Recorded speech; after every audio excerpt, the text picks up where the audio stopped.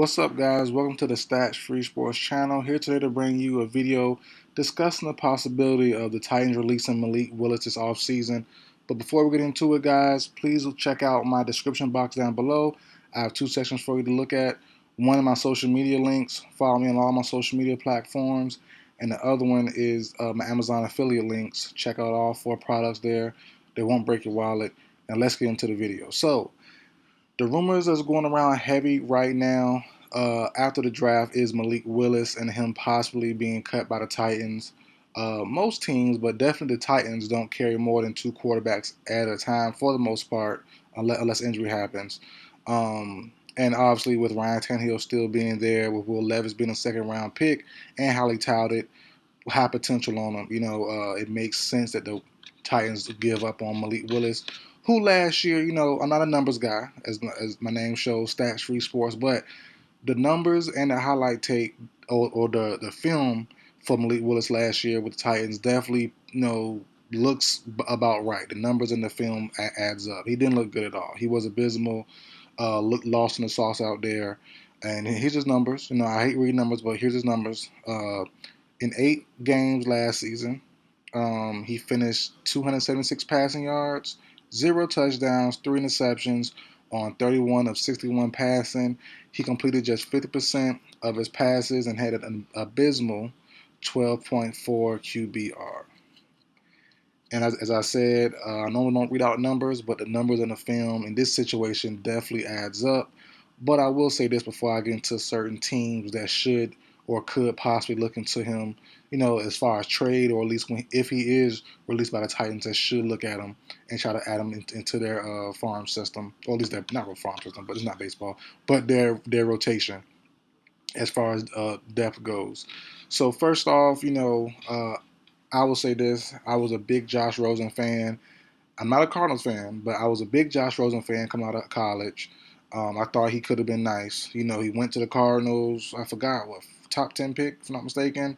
Had a terrible season, but I thought the O-line and team around him wasn't good at all. And I've been standing on that for years now.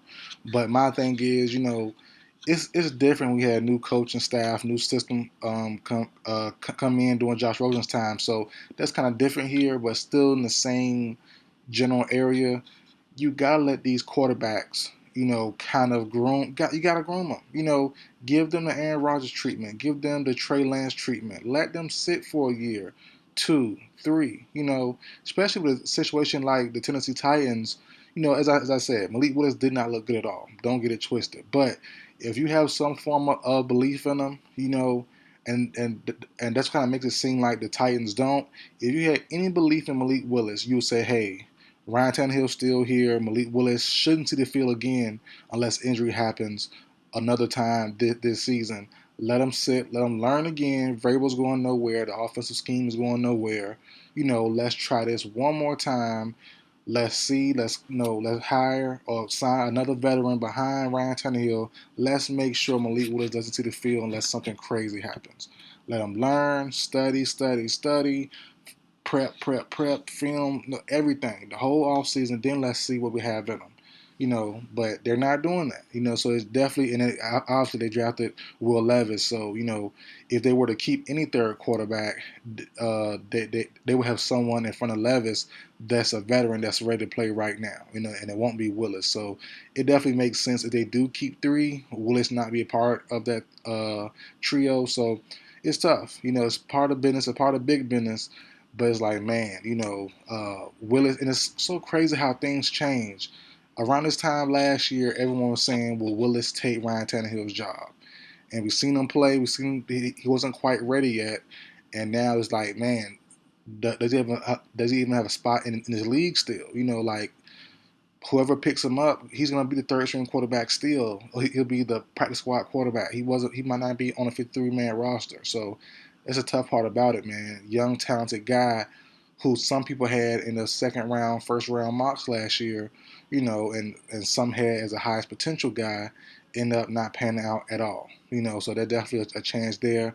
But here's a couple teams I like, and it's a bunch. A bunch of teams I like for him to go to, sit, learn, and just try to soak up some game and get in the right system. So one is the Pittsburgh Steelers. To me, this makes sense. Surprisingly, to me, they kept on Mr. Trubisky. I thought he could be gone, but they have two quarterbacks there, as we all know, Kenny Pickett, and the Steelers fans wanted the Steelers to get Malik Willis last year. So you have Malik Willis sit behind Pickett, sit behind Mr. Trubisky, and learn there. I like the Eagles. I like the Colts. The big one right now is the Seattle Seahawks. Sit behind Geno Smith, let Smith groom him and him in the Pete Carroll system.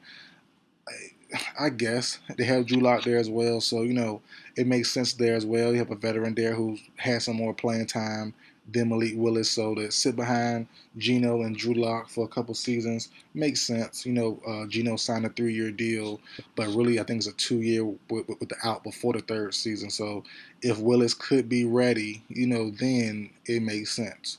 Ravens, some say Ravens and Lamar Jackson sit behind Tyler Huntley, who I think is still a free agent, and as of right now. So that makes sense as well. So it's a lot of teams out there, but but the ones I like the most, I've seen the Colts as well. I've seen the Colts out there. I like the Colts. I like the Seahawks, and I think I like probably Colts, Seahawks, and the Eagles. Sitting behind those guys there to me make a lot of sense. Those are my favorite three spots. Like I say, I like the Steelers. The Lions make sense as well. Behind Hooker.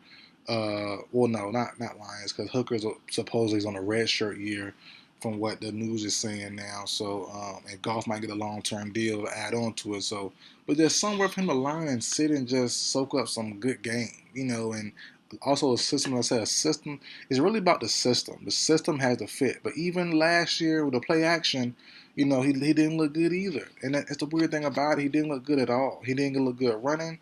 He didn't look good throwing.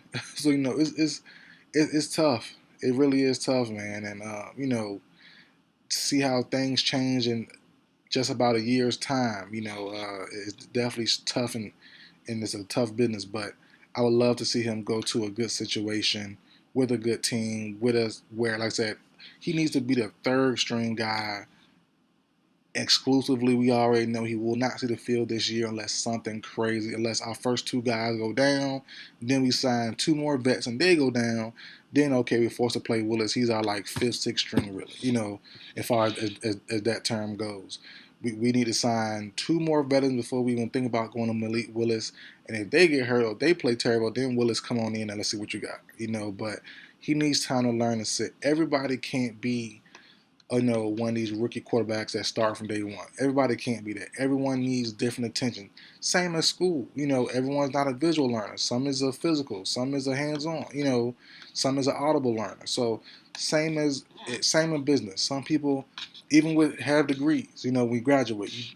Everyone isn't, or everyone doesn't learn the same way or the same speed.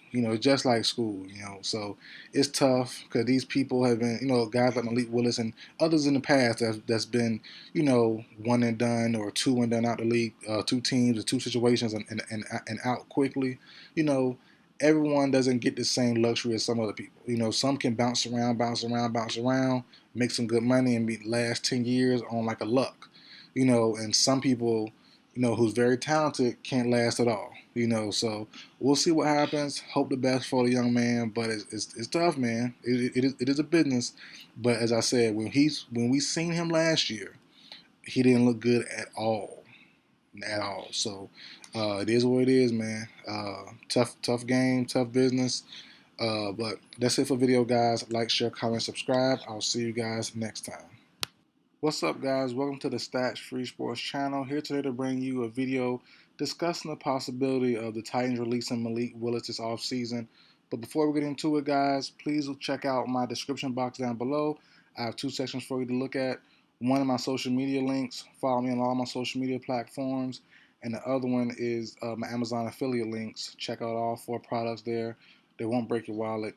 Now let's get into the video. So, the rumors that's going around heavy right now after the draft is Malik Willis and him possibly being cut by the Titans. Most teams, but definitely the Titans, don't carry more than 2 quarterbacks at a time for the most part, unless injury happens. And obviously, with Ryan Tannehill still being there, with Will Levis being a second round pick, and highly touted, high potential.